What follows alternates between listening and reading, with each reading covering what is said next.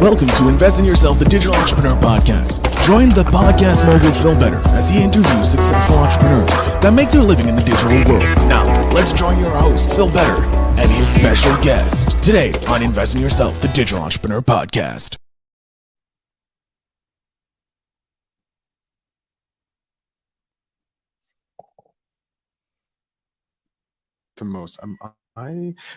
I'm your host with the most, Phil Better, and today I'm very happy to have a guest who is helping businesses build the tools that they need, as well as helping individuals build the skills they need to work in this digital world. Please welcome Ethan Halfhide. Ethan, thank you so much for being here today. Thanks, Phil. Thanks for having me.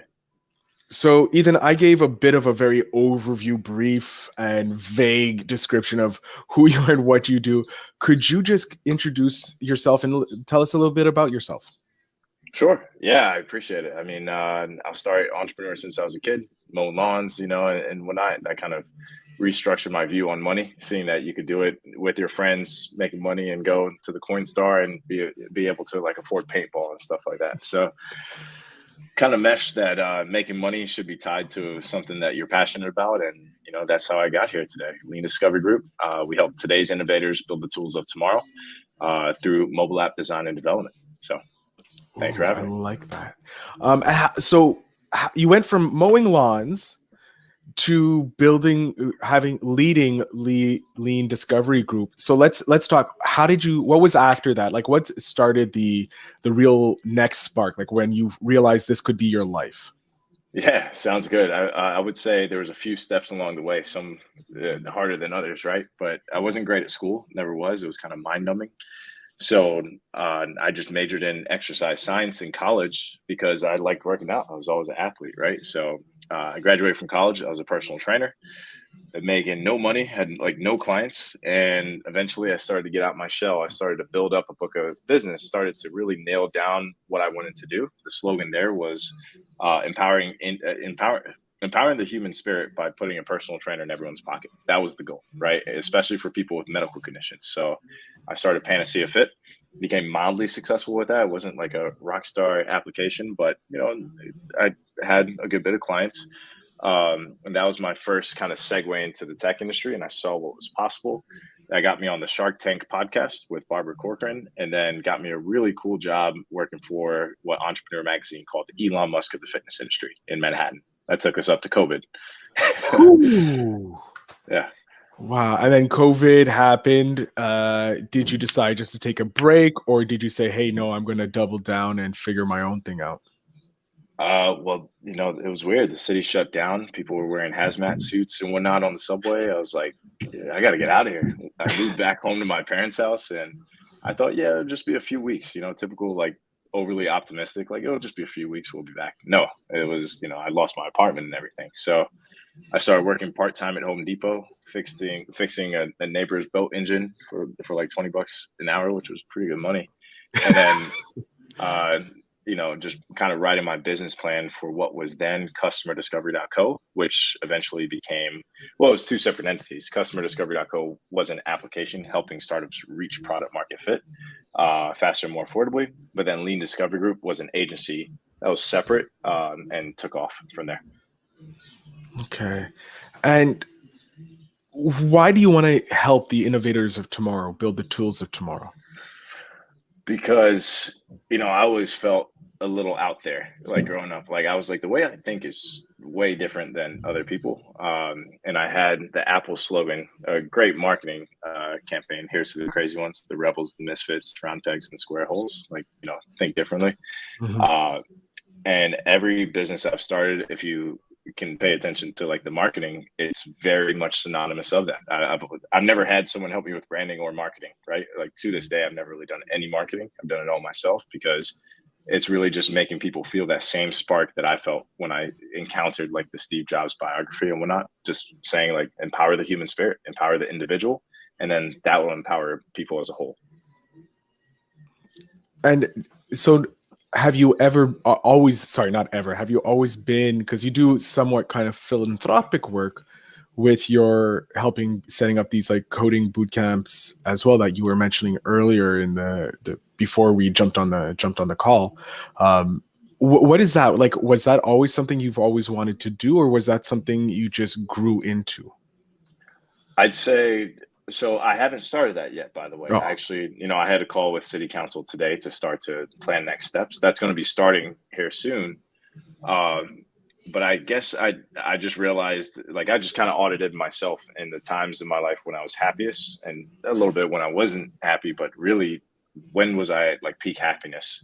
And it was stuff like when I was doing things purely just for like giving back, like building houses for people who went through like hurricane disasters down in Mississippi, building houses for people in West Virginia that didn't have indoor plumbing, and that camaraderie that everybody felt, and just realizing like we're not here for ulterior motives. We're not here to make a profit. We're here to just genuinely give back and enjoy the process, right? And I remember like I came back from that camp one day, or from that, not camp, it's a trip, from a mhm. trip down to Mississippi, or the West Virginia one. It was one of the two, and I was just genuinely so sad that it was over. I was like, I just want to go back. It was such a good experience. So I just realized I can make millions of dollars and whatnot, sure, and that may make me happy for a little while, but it's not sustainable internal fulfillment. So got to give back. I like that. And with you empowering, not only like I'm sensing that through your life, empowering has been something that's been a constant theme, helping, either empowering others, empowering yourself. Mm-hmm. Where do you would you credit that coming from? Uh, Man, we could get real deep with that, but I won't go too deep. But I grew up as a only child, and I have a very individualistic mindset. It can be very lonely, and you can seek external validation from trying to join other groups and things like that, trying to find your group identity. But at the end of the day, if you really want to have internal fulfillment and a sense of security, and it's always a work in progress, but you have to look inwards. Gandhi or someone said something about like, if you want to change the world, start with your own home, start with yourself, start with your own neighborhood. And I genuinely believe that that is the answer to true happiness. Like, start with yourself, look inwards. What makes you happy? What do you want to be known for? And then start to see how you can spread that message, whether it's through a business, whether it's through content like you're doing so amazingly, Thank you. or through nonprofit work. Yeah. Sorry, I didn't plan that drink at the best time. I did some Um, water too. always smart to stay hydrated. With the Lean Discovery Group, what is it that you do with how do you empower the innovators of tomorrow? Sure. Well, from a very operationally oriented explanation, it starts with, we find a lead who has an existing project. And if it's a good fit, we reach out to them. We book a discovery call, Lean Discovery Group, right? It's on brand. So it starts with discovery. And that's basically just very qualitative. Let's get to know each other. What are you trying to build? Why are you trying to build it? Who are you trying to build it for? What are the problems you're trying to solve? Okay, good fit, good. The second step, it's a 2-call close method. We go to a requirements workshop.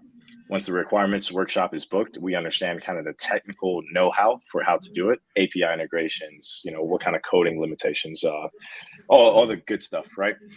Then, we send a scope of work, things are good, move on to the next step. This is where the magic happens, Phil, okay? So hence the name, everything starts with a discovery phase. This is where we do either customer discovery, where we do strategic planning, and it's always end user centric. It's always about whoever's going to be using the app. Doesn't matter how good of an application you build it for or build it, as long as you best serve like a certain demographic of people's needs, people will use it, people will love it, and they'll shout from the rooftops and help you grow it. So we believe in product-led growth, customer-centric design, and then we move into the actual design phase from discovery. And then ultimately, when things are approved, we go to development, QA, and launch from there. So how long is the process? Let's say me and you jump on a discovery call, right? We see if we can work together. It looks like it's going to happen. How long after is step 2? That's step 2 call.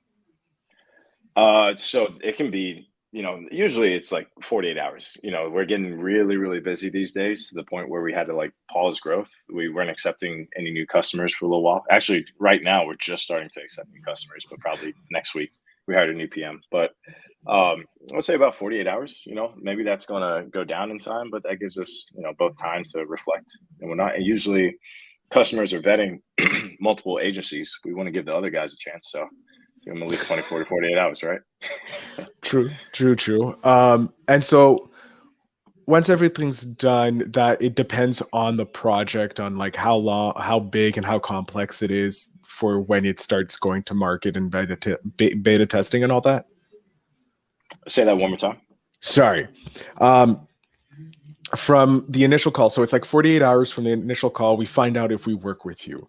From that point on, it can depend on how the complexity of the app and what's being built for the time frame to work. So, if the requirements workshop goes well, and if the scope of work is approved and everybody's happy with what's going to happen over the next 3 to 6 months, that kind of answers your question. Actually, it's usually about 3 to 6 months to get a full working application out the door. Now, and obviously you're doing both web and mobile design, right? Applications? Mm-hmm. Absolutely.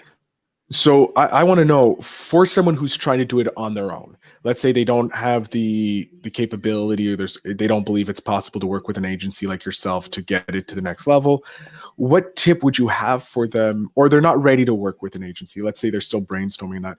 What tip would you have for them to get ready so that the connection with an agency like yourself or someone else, they're already ready for that step to happen? Because most project people aren't ready to meet with an agency, right? Yeah, I'd say get to really know your end consumer. I think that's the first step. If we have to start in chronological order, like be crystal clear on why you're doing what you're doing. And it doesn't have to be super idealistic. I know my businesses tend to be, because I seek a lot of passion and fulfillment for my work. It's what I do majority of my life, right?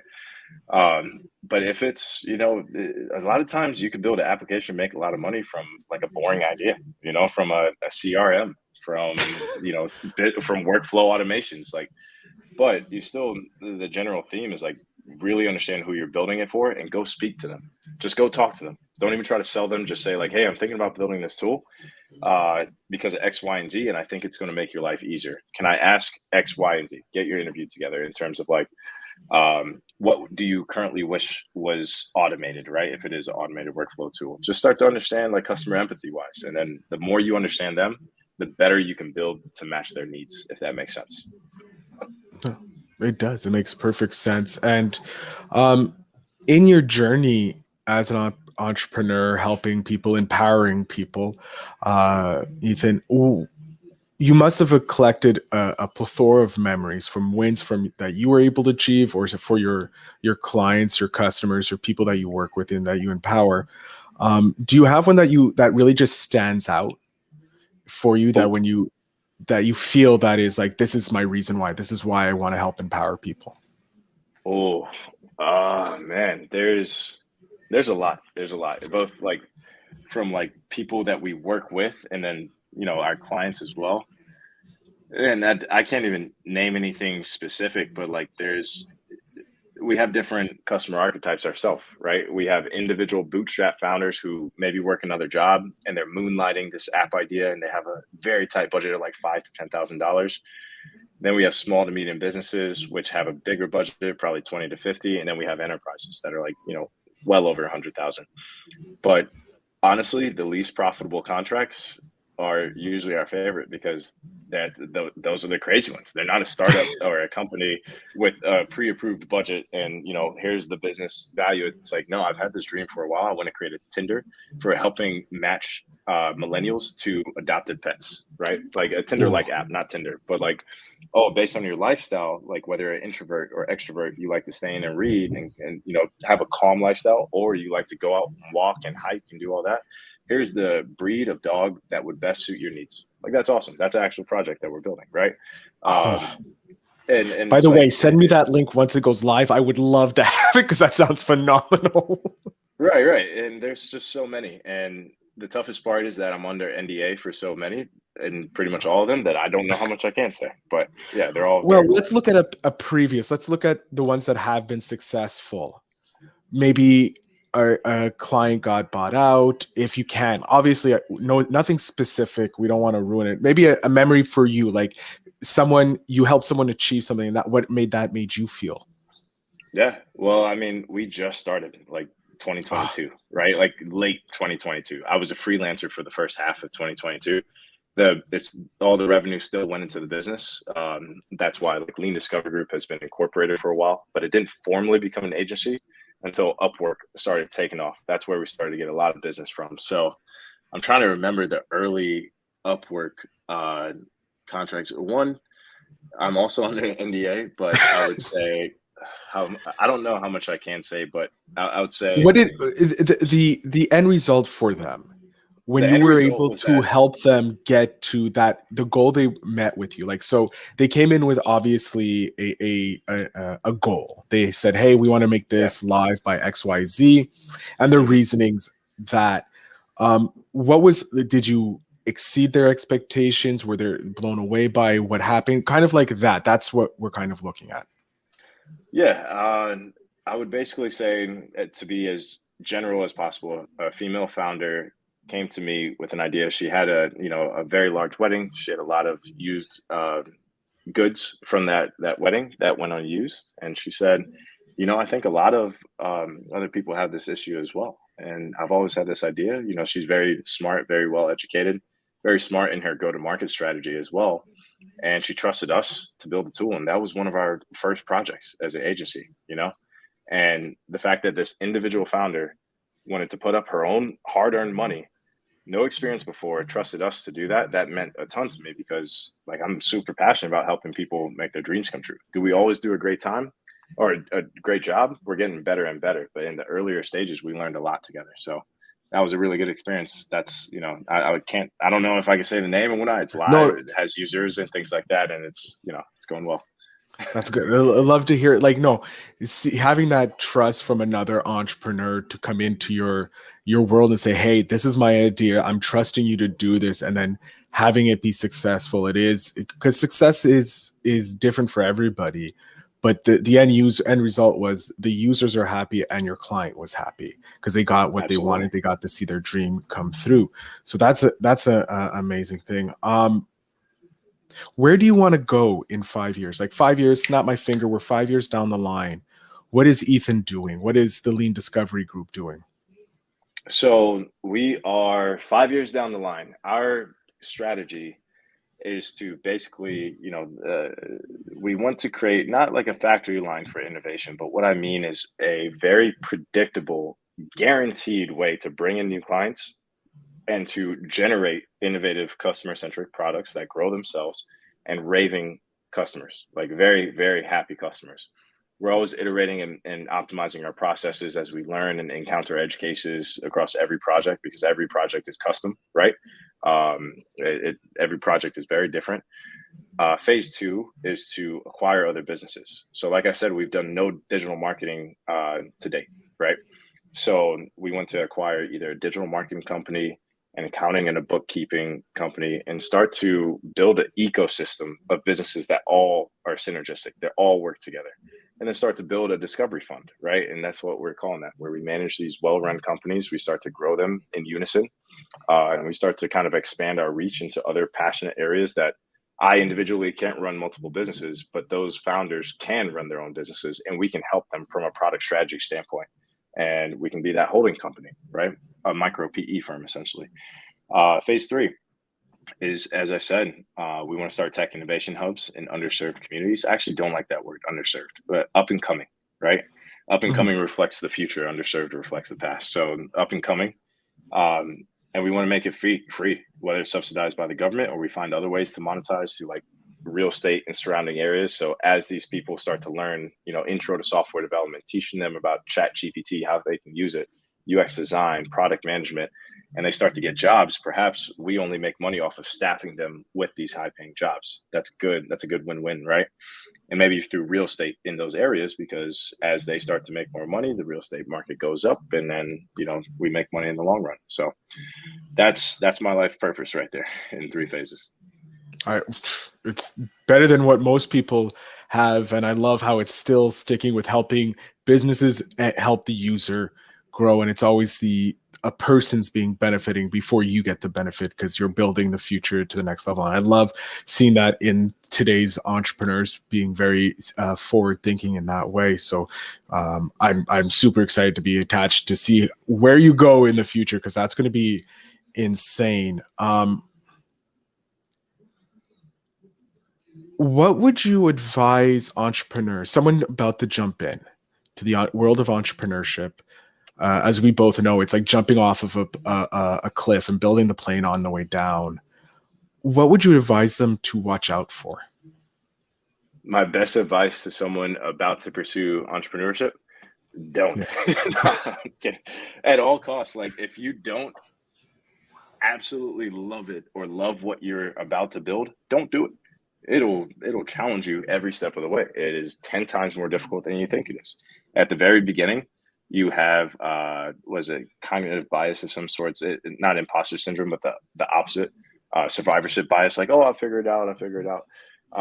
Many people wouldn't expect me to say this, but you have to be extremely passionate about what you're building, or extremely clear on building whatever it is and how you're going to make money from it, because it is extremely difficult. There are so many moving parts. It's just, it's hard work. Like Elon Musk said, it's like staring into the abyss, eating glass and staring into the abyss, right? Like it really is like that. And if you love it and you're one of the crazy ones, you have no choice. Like you're pulled to it. You have no choice. You can try to stop. You can try to go work another job. You'll never actually be able to, because it's just a love. It's just like something that keeps pulling you in. So my best advice starting out is to fight it as much as you can until you can't, because then you just know that you need to be crystal clear on how you're going to make it work, because there's no other option.